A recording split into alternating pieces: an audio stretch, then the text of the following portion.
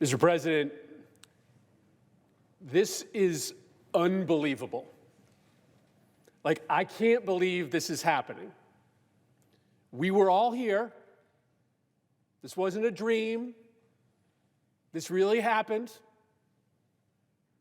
Republicans all stood up and said that they wanted a bipartisan bill to fix the border. The border is a priority. The border is a crisis. We delivered a bipartisan bill to fix the border with the Republican senator appointed by the Republican caucus to cut the deal.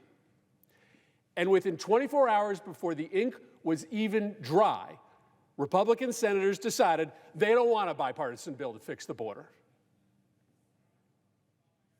They want to pretend they never asked for a bipartisan border bill, because what they actually want is chaos, because that's what Donald Trump says he wants.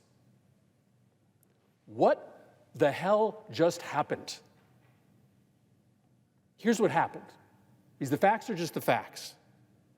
In October, Republicans refused to support funding for Ukraine. They voted against stopping Putin from making Kyiv a Russian city. Not because they opposed Ukraine funding, they said. No, because they demanded that Ukraine funding be paired with bipartisan border reforms. Democrats took them at their word.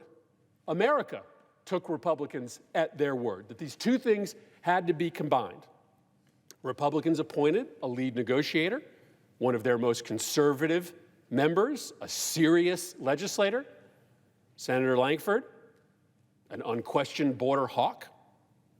I represented the Democratic caucus in those negotiations. Now, I'll be honest with you, a lot of my friends told me that I was crazy. They told me that I was hopelessly naive, that Republicans are never going to agree to a bipartisan bill to fix the border. This is just a setup.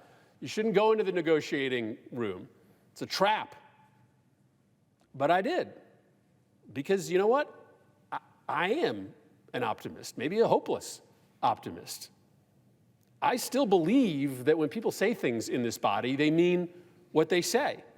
And I do believe that the border is a mess.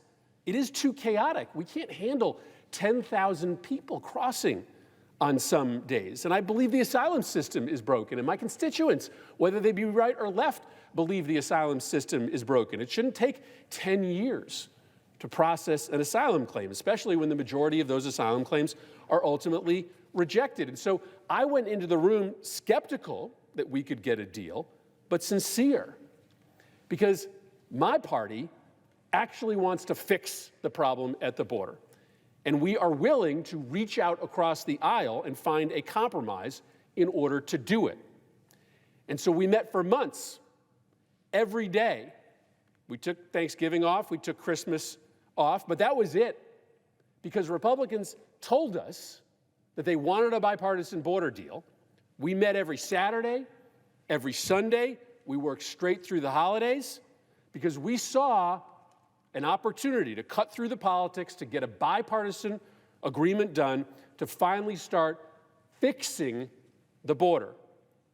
We saw that opportunity because Republican senators told the country that if we could find an agreement with their appointed negotiator on border policy, that they would support it and they would support funding for Ukraine. And against the odds, we made the deal. We actually achieved the compromise. And here's just a snapshot of what it does.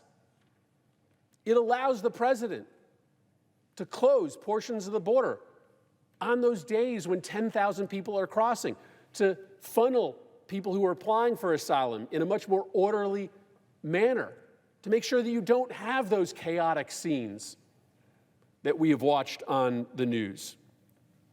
It reforms the asylum system, a comprehensive reform, so that it doesn't take 10 years to get your asylum claim adjudicated, that it will take months. And it screens individuals so that no longer are we going to let people into the country who don't have a likely positive claim of asylum. It allows more people to come into the country legally. We expand visas so that folks can find non-asylum pathways to come to the country to reunite with family or to work. It speaks to our values by making sure that the most vulnerable people who come to the country, like young unaccompanied kids, have an advocate standing next to them when they're making their case for an asylum claim. It honors the commitment we made to our Afghan partners by allowing those individuals who are in the country today to have a pathway to citizenship. And it speaks to the nightmare in many cities where you have immigrants who can't work on the streets and in homeless shelters. It makes sure that we get more immediate work permits to individuals who do have legitimate claims for asylum. This bill is not comprehensive immigration reform, but it would fix the crisis at the border. It would immediately give the president tools to start better managing the border. We released the text of the bill on Sunday night at 7 p.m., the first serious bipartisan compromise on border policy in a decade, a breakthrough, a real chance for this nation to come together on an issue, immigration, that too often divides us. And within 24 hours, by 7 p.m. Monday night, almost every single Senate Republican, including the Senate Republicans who set us on the mission 4 months ago, declared that they wouldn't support it. For some of them, it didn't even take that long. When the text of the bill came out, Senator Lee tweeted, "It's 370 pages long. Time to start reading." 3 minutes later, he tweeted again, "No self-respecting senator should vote for this bill." That's either record time for reading a 370-page bill, or more likely, Senator Lee didn't even open the PDF. What happened? How did Senate Republicans tell us they wanted a bipartisan bill only to end up opposing the very bill that they asked for? Well, here's the simple truth, and there's no way around this. Republicans don't want to fix the border. They want the border to remain chaotic. They want the asylum system to remain broken. Because Republicans in this country don't view the border as a problem to fix anymore. They view it as a problem that needs to be exploited. Senate Republicans have been pretty unapologetic about just wanting to keep this issue open as an election issue. Less than 24 hours after the text came out, one senator launched killtheborderbill.com, a website to fundraise for his campaign. Senator Barrasso said today that he can't support the bill.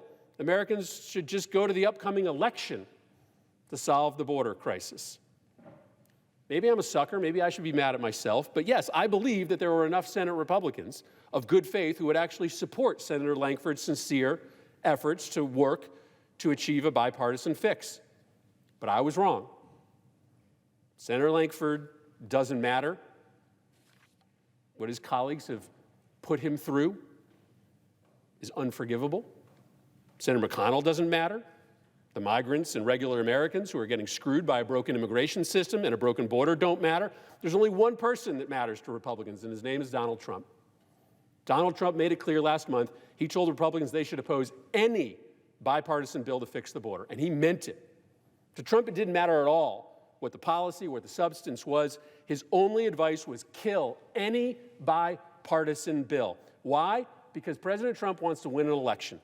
And if the border is fixed by a bipartisan bill, then that hurts his reelection chances. Trump wants chaos at the border because it helps him personally. He asked Republicans to back him, and nearly every single senator did exactly that less than 48 hours after introduction of this bill. This country should be outraged. Regular people out there don't think this is a game. They don't think that the only thing that matters is Donald Trump's election odds. They do think the border is broken. They spent the last 40 years hearing about how the border is a problem, but they don't see any action from Congress. They're sick of this, and they want the two parties to come together to fix the problem. And they're going to be furious to find out that when Republicans here had the chance to support a bipartisan bill that they requested, that they asked for, almost every single Senate Republican opposed that bill because Donald Trump wants to keep the chaos. There used to be a difference between House Republicans and Senate Republicans. I used to explain this fact to my constituents all the time. I'd defend my Senate Republican colleagues. I'd explain how Trump doesn't control the Senate Republican caucus like he controls the House. But I don't think that's true any longer.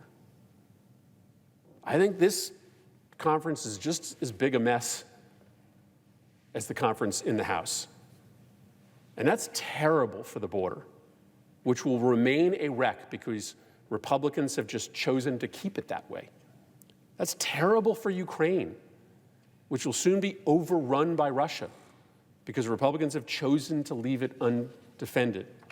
And that's terrible for America because the one group of Republicans that used to be able to exercise original thought and independent judgment now just seems to be another subsidiary of the Trump campaign. I yield the floor.